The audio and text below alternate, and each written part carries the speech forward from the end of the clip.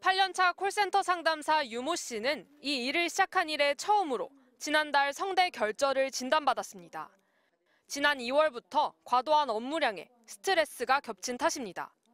8년 동안 일을 하면서 한 번도 성대 결절에 나간 적이 없었거든요. 실수가 없는 상황이니까 약을 한 2주를 먹은 것 같아요. 악성 민원의 공황장애 증상을 호소하거나 우울증 약을 복용하기 시작한 상담사도 있습니다.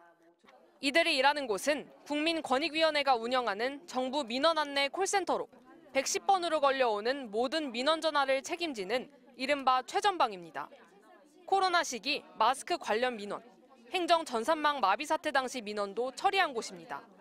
하지만 최근 지방세 인터넷 납부 시스템 위텍스 민원은 숙련된 상담원도 감당하기 어려운 수준이라고 말합니다. 위텍스 개편 이후 약 20일간 제기된 관련 민원은 26만 건. 2022년 기준 한 해 제기된 위텍스 관련 민원 수보다 더 많습니다. 지금까지도 크고 작은 오류들이 이어지는 탓에 상담사들이 불만을 오롯이 감내하고 있습니다. 1차적으로 먼저 민원인과 맞닥뜨리는 사람들은 저희들이거든요. 그러니까 완전히 약간 총알바지처럼 앞에 딱 저희가 있는 것 같은 느낌이. 매뉴얼은 있지만 단순해 갖은 오류에 다 대응하기 어렵고 담당 부서 연결도 쉽지 않은 탓입니다. 한두 건 정도 답변이 왔나? 나머지는 답변을 아예 안 오니까 언제까지 기다려야 돼? 이러면서 하고 그냥 PDF 보고 안내를 해드리는 거예요. 이렇게 해보세요. 이렇게 해보세요. 통상 한 해 평균 퇴사자는 전체 200여 명 중 한두 명에 불과했는데 올 3월 한 달 동안 벌써 4명이 그만뒀습니다. 상담사들은 당장 다음 달로 다가온 종합소득세 납부 기한을 생각하면 숨이 턱 막힌다고 말합니다. 저희는 솔직히 지금보다 더 앞으로 다가올 시간이 더 두려운 거예요. 얼마나 큰 일이 벌어질지 저희는 알 수가 없으니까. MBC 뉴스 이지은입니다. 개편된 위텍스 시스템은 지난 2월 13일 도입됐습니다.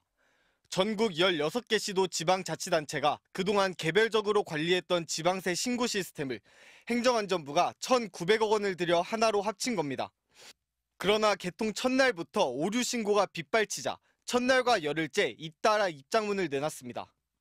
금융결제원 결제 내역과 실제 수납 자료를 비교 대조하는 과정에서 시간이 소요됐다며 열흘째인 현재 모든 기능이 정상적으로 작동되고 있다는 거였습니다. 하지만 개통 2달이 다 되도록 크고 작은 오류는 끊이지 않고 있습니다. 회원가입 과정에서 오류가 생기거나 접속이 무기한 지연되고 자료를 올리는 과정에서 갑자기 메뉴창이 닫혀버리는 식입니다. 다음 버튼을 누르면 다음 프로세스로 넘어가야 되는데 실제로 안 넘어갔었고요.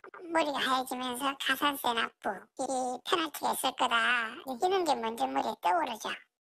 시스템이 안정화됐다고 발표한 이후에도 오류가 계속되자 110 콜센터에 응대 매뉴얼이 배포됐습니다. 구체적인 답변을 제시한 경우도 있지만 별다른 설명 없이 원인을 파악 중이니 급한 신고건이 아니면 다음 날 세금을 신고하시도록 안내하라는 회피성 안내도 있습니다. 하지만 이대로 응대했다가는 항의만 키운다고 콜센터 직원들은 말합니다. 저희도 잘 숙지가 안 되고 민원인도 잘 모르시니까. 근데 정작 마지막에는 해결이 되질 않아요. 오류 때문에. 근데 민원인대로 막 짜증을 내시고. 애당초 지자체별, 시스템별 차이를 면밀히 살펴 구축하고 출시 전 테스트도 충분히 했어야 했는데 성급히 시작하고 민원 대응으로 때우는 시기라는 비판이 나옵니다. 하나의 공통 모듈을 만들고 그 위에 다 이제 같이 쓰자는 거잖아요. 그런 경우에는 이제 그 서로 시스템 간에 어떤 표준이라든지 이런 게 엉키는 수가 많거든요.